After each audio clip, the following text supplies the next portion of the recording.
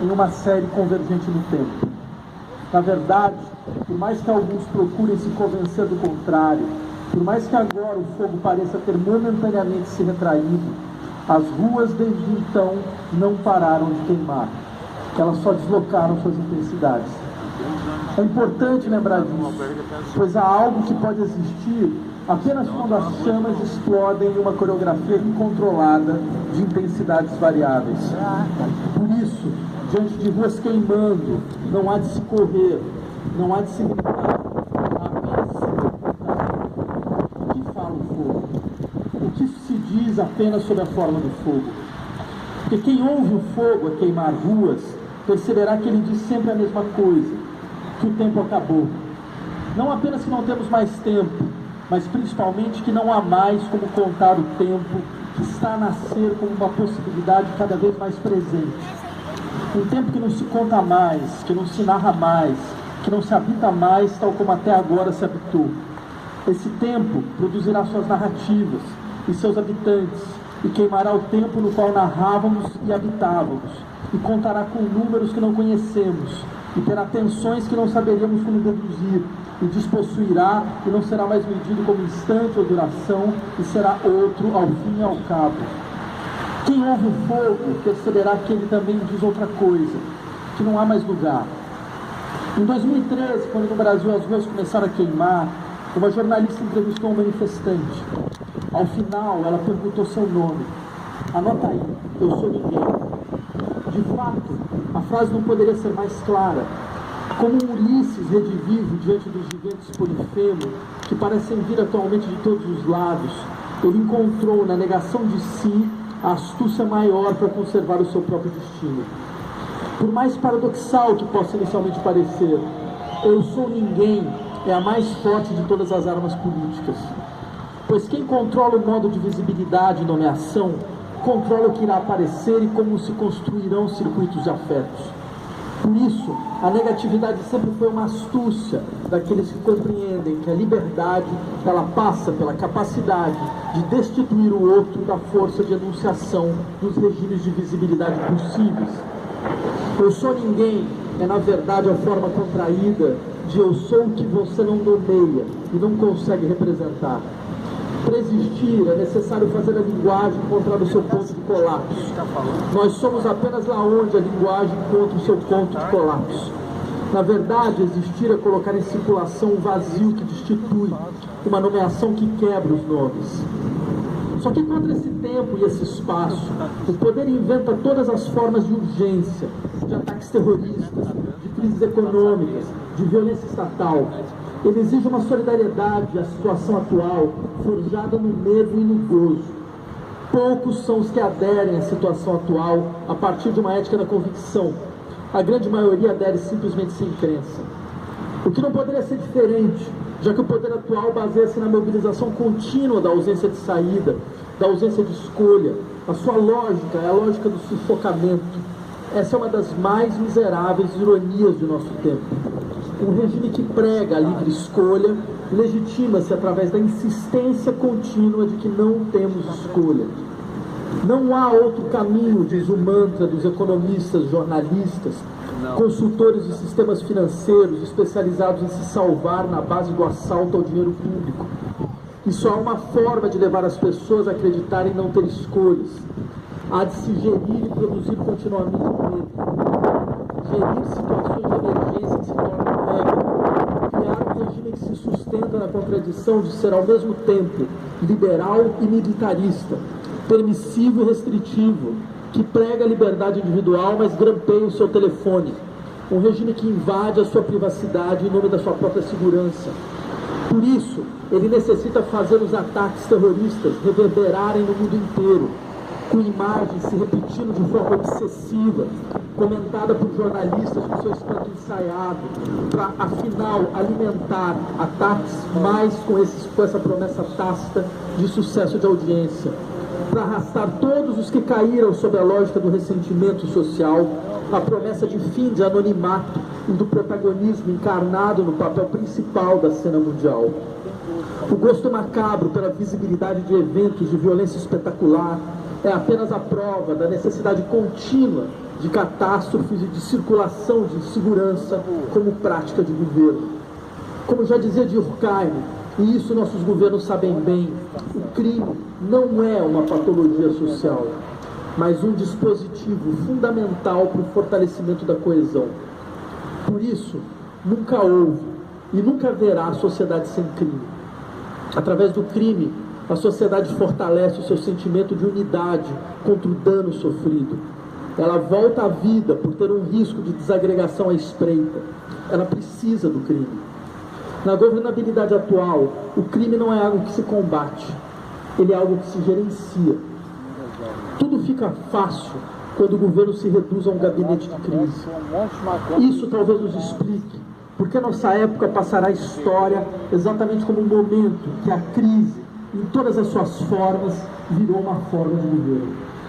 O ideal do neoliberalismo é transformar a prática do governo na gestão de um gabinete infinito de crise. Isso é facilitado pelo fato do neoliberalismo ser, mais do que uma doutrina econômica, um discurso moral. Sua necessidade se impõe a nós como uma injunção moral, como uma moral baseada na coragem enquanto virtude. Coragem para assumir o risco de viver em um mundo no qual só se sobreviveria através da inovação, da flexibilidade, da criatividade. Assumir riscos no livre mercado aparece atualmente como a expressão maior de maturidade viril, como saída da minoridade, a que estariam submetidos aqueles pretensamente infantilizados pela demanda de amparo do Estado-Providência. Esse mantra leva os sujeitos a acreditar que se eles fracassaram economicamente, é por culpa absolutamente individual, por culpa da minha incapacidade de me reinventar, de me reciclar com uma garrafa PET. Enquanto essa moral do risco simulado era brandida em voz alta, dois economistas italianos divulgaram em 2016 um sintomático estudo mostrando como o sobrenome das pessoas ricas em Florença são, em larga medida, os mesmos de 1427 a 2011. Certamente deve ser por mérito. Deve ser por mérito para essa capacidade dessas famílias em educar seus filhos para ter coragem diante do risco. Até porque vocês podem ficar tranquilos, pois na primeira crise o Estado irá salvá-los, como salvou o Citibank, o BNP Paribas, o Deutsche Bank e tantos outros durante séculos. O que se diz atualmente é contra esse patrimonialismo explícito, travestido de mérito, contra esse rentismo que se faz passar por coragem. Não há escolha. Há de ter clareza desse ponto para compreender o paradoxo aparente. Costumamos acreditar que de todo acontecimento emerge um novo sujeito político. Mas o nosso tempo tem mostrado como todo acontecimento produz também múltiplos sujeitos que procuram, com todas as suas forças, negar que o tempo acabou e que o lugar implodiu. Eles se servem da abertura produzida pelas chamas que queimam nossas ruas para usar o fogo na caldeira que cozinha o festim dos sentimentos reativos, com seus golpes brancos, as suas fronteiras, suas bandeiras nacionais, sua ressurreição de arcaísmos. Foram esses golpes e essas fronteiras, e essas bandeiras e esses arcaísmos que nos fizeram perder até agora e inocular melancolia em algum daqueles que poderiam estar no campo de batalha. Mas lembremos a estes de forma clara e segura: não, nós nunca fomos derrotados. É verdade, nós perdemos várias vezes, mas nunca fomos derrotados. Pois nossas derrotas são, na verdade, o fogo alto que forja o aço das nossas vitórias. Toda verdadeira vitória é fruto da elaboração profunda sobre perdas. Ela reverbera o desejo animal de nunca mais perder. Por isso, só vence quem caiu. Quem caiu e clama com paciência por uma segunda chance. Ela virá, mais cedo do que esperamos. É isso que nos leva a afirmar que tais perdas não são derrotas alguma. Talvez o traço mais sublime e incompreendido da filosofia hegeliana seja a certeza de que as feridas do espírito são curadas sem deixar cicatrizes. Isso significa muita coisa, entre elas que nada, absolutamente nada, terá força de bloquear e de uma vez por todas a possibilidade de realizar o nosso destino. Há momentos em que esse destino fala baixo, mas ele nunca se cala, e é isso que importa. No entanto, é certo que nada nos exime de nos perguntarmos por que nossas perdas são tão constantes nesses últimos tempos. Por que as ruas queimando desde 2008? Por que as nossas ruas queimando desde 2013 não produziram ainda as transformações que poderiam produzir? Por que essa força efetiva da reação? Várias são as razões que poderiam ser levantadas, mas talvez seja o caso de se deter diante de uma, a saber, porque não temos mais um corpo. E não há, nem nunca haverá, política possível sem corpo. Se quisermos voltar a vencer, precisaremos de um corpo. Nós teremos que aprender a dizer como David Cronenberg: vida longa, a nova carne. Insurreição não é emergência. Ou seja, uma insurreição não é necessariamente a emergência de um novo sujeito político. A insurreição pode ser a explosão bruta da revolta, mas para que essa revolta forje um sujeito emergente, é necessário ainda mais um esforço. Só mais um esforço, se quiseres ressoar a emergência. Porque quando o tempo acaba, a primeira coisa que ocorre é perdermos a capacidade de incorporar, de fazer um corpo político da multiplicidade de demandas sociais. Pois estamos a abrir um tempo outro, no qual demorará até entendermos a sua pulsação. Essa abertura traz sempre a decomposição das formas até então presentes em unidade. No entanto, é nessa hora que mais precisamos de outro corpo, para que a perda do antigo corpo não produza apenas a fragmentação paralisante de demandas em processo de autonomia.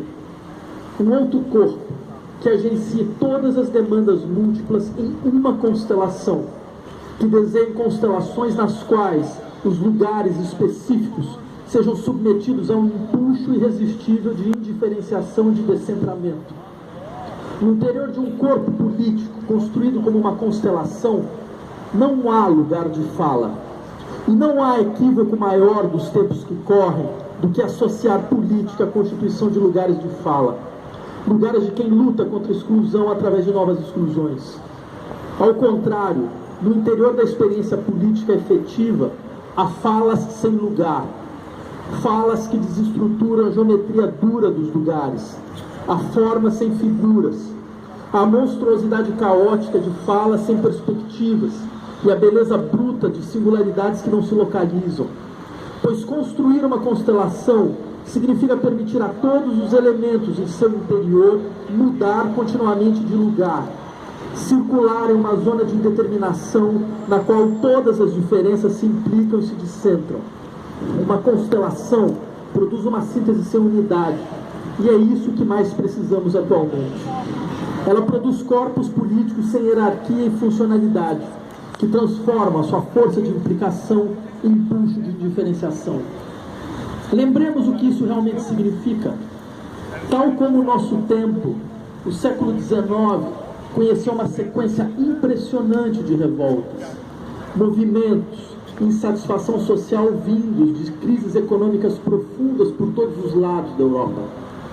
Tal como agora as ruas queimaram em sequência, mineiros da Silésia, operários ingleses, tecelões franceses, todos eles pararam fábricas, quebraram máquinas, montaram barricadas, desafiaram a ordem instituída. No entanto, essa multiplicidade de revoltas só se transformou em um fantasma assombrado no tempo presente, quando todas as ruas queimando foram vistas como a expressão de um só corpo político, um só sujeito em marcha compacta por desabamento de um mundo que teimava em não cair. Um sujeito político emergiu apenas quando os mineiros deixaram de ser mineiros, os tecelões deixaram de ser tecelões e se viram como um nome genérico, a saber, proletários. A descrição de quem é totalmente despossuído, de quem é ninguém. Foi quando a multiplicidade das vozes apareceu como a expressão da univocidade de um sujeito presente em todos os lugares, mas com a consciência de sua ausência radical de lugar, que a revolta deixou de ser apenas revolta. pois essa força de síntese de outra ordem, que aparece através da univocidade da nomeação, era condição para que a imaginação política entrasse em operação, permitindo a emergência de um novo sujeito. De certa forma, é isso que nos falta. Precisamos ser, mais uma vez, proletários. Ser proletário pode significar, principalmente, vincular-se ao que não tem nome. Lembremos de Antígona e de seu gesto político por excelência, a saber, a sua decisão de enterrar o seu irmão, mesmo a despeito do decreto de Creonte, representante do poder de Estado. Não enterrar alguém é a figura mais clara do apagamento do nome e do lugar. Séculos e séculos tentaram deslegitimar a natureza política de seu gesto, ao dizer que se tratava simplesmente da insistência nas relações de sangue no interior da família contra as leis da polis. Mas seu gesto era político, porque ela não falava em nome da sua condição de irmã, de mulher, de representante dos interesses da família, de filha de Édipo, de cidadã de Tebas, em nome do seu lugar de fala. Ela falava em nome do que for expulso do convívio dos humanos. Por falar em nome do que não era mais humano, ela podia falar em nome dos deuses, pois só os deuses podem preservar o que os humanos apagam. Mas Zeus, diz Antígona, não foi o arauto dessas leis enunciadas por Creonte para mim. Nem essas leis são as ditadas para os homens pela justiça, companheira de morada dos deuses subterrâneos. E não me pareceu que as tuas determinações tivessem força para impor aos mortais até a obrigação de transgredir as leis divinas, não escritas e imutáveis. Não é de hoje, nem de ontem. É desde os tempos mais remotos que elas vigem, sem que ninguém possa dizer quando surgiram. É no que não é de hoje, nem de ontem, no que não conhece a lei do Estado atual, que se encontra a nossa imaginação política. Lembremos disso. Não bastam revolta e crise, não bastam análise e crítica. Uma revolta é uma revolta, é uma revolta. E esse retorno contínuo sobre si pode produzir apenas cansaço e, por fim, desejo de restauração. A crítica é a crítica, é a crítica. E esse retorno contínuo sobre si pode produzir apenas melancolia e, por fim, derrisão aristocrática. Mas quando a revolta e a crítica são impulsos para a imaginação política, então não há mais tautologias. Perguntemos então, de onde vem o bloqueio da nossa imaginação política? E veremos que nossa imaginação está bloqueada porque até a forma da nossa crítica usa a gramática de quem nos sujeita. Nós falamos a linguagem da ordem contra a qual nós nos batemos. Desde 2013, nós subimos a cena política para dizer, em larga medida, eu quero o que é meu. Como se o problema todo não estivesse exatamente em falar que eu também quero a minha parte. Eu também quero a minha visibilidade no regime de visibilidade atual. Eu também quero o meu lugar na axiomática do Estado atual. No fundo, e mais uma vez, o que se vê são apenas indivíduos à procura da defesa das suas propriedades. Assim, ao fazer das demandas políticas demandas de autorrealização individual e coletiva, pois nesse ponto não há diferença alguma entre os dois, o coletivo é apenas um indivíduo ampliado, nós acabamos por fortalecer uma ordem que afirmará, como sempre disse, só existem propriedades e possuidores. Ao reduzirmos nossas demandas à pressão por reparação, nós fortalecemos aqueles que têm institucionalidade que pode nos amparar. Nos dois casos, a gramática da revolta é a mesma do poder. O que há de diferente é apenas a demanda para que essa gramática se amplie e seja válida para mim também. Como se no fundo todos tivessem de ser proprietários do que é a sua parte. Essa foi a maior vitória do neoliberalismo, definir até mesmo a gramática da nossa revolta. Não é de se admirar que a imaginação política acabe por se bloquear. Melhor seria se fôssemos aqueles que não são e nunca serão proprietários, porque procuram realizar a promessa de uma apropriação que não é possessão, porque eles se orientam por um tempo no qual nós não iremos mais nos perguntar sobre o que é nosso. No interior desse horizonte, não é de se estranhar que a prática política acabe por se reduzir atualmente, em larga medida, ao bloqueio de espaços físicos, ao fechamento da circulação, à paralisação. Essas também são manifestações brutas da indignação de quem se sente lesado e esquecido e calcula a partir do dano necessário a fazer para ser visto. Mas a política não é apenas exposição da indignação, embora isso também lhe seja própria. Ela é, no seu sentido mais profundo, conquista da opinião pública, produção de aglutinações através da emergência de um sujeito dotado de imaginação política capaz de implicar qualquer um. É verdade que quando a revolta insurge, há uma tendência a abandonarmos a condição de cidadão do Estado para sermos membros da comunidade, do coletivo, habitantes do lugar próprio ao território. Aqueles que pregam o advento da comunidade, da territorialidade, precisam ter ouvidos para ouvir a limitação que esses conceitos implicam. Nós não queremos mais ser reconhecidos apenas em contextos específicos, como portadores de propriedades específicas. Há algo em nós que desconhece especificidades e transcende contextos, pois somos gêneros sem espécie, como dizia o jovem Marx. Só faz sentido abandonarmos o Estado-nação, que de fato não passa atualmente de uma patologia social paranoica, destinada a se alimentar de afetos familiaristas, identitários e excludentes, em direção a uma transcendência ainda maior a contextos. Há de se tirar o pé do chão para criar e desejar. Tudo isso exige mais do que a mera indignação, mais do que a autorização por si mesmo, que não mede os efeitos de suas ações, que não autocritica continuamente as suas decisões. Por isso, talvez seja o caso de terminar lembrando que não é sentimento que nos falta. Em um capitalismo que se alimenta das excitações contínuas, que constrói o valor de suas marcas através da comercialização das nossas lágrimas e dos nossos risos, não haveria como nos faltar sentimento. Todo consumidor fala a linguagem dos sentimentos e paixões, dos mesmos sentimentos e das mesmas paixões. O que nos falta é rigor. Sim, rigor. A mais estranha de todas as paixões, essa que queima e constrói.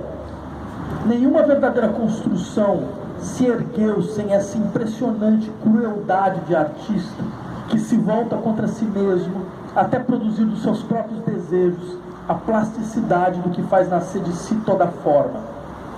Só a verdadeira disciplina, essa que não é repressão ou submissão da minha vontade à vontade de um outro, mas que é trabalho sobre si, que é a produção de uma revolução na sensibilidade, só ela salva.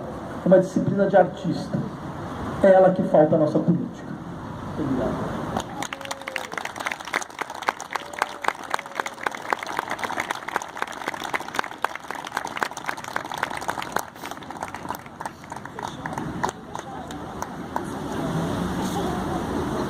Bom, eu vou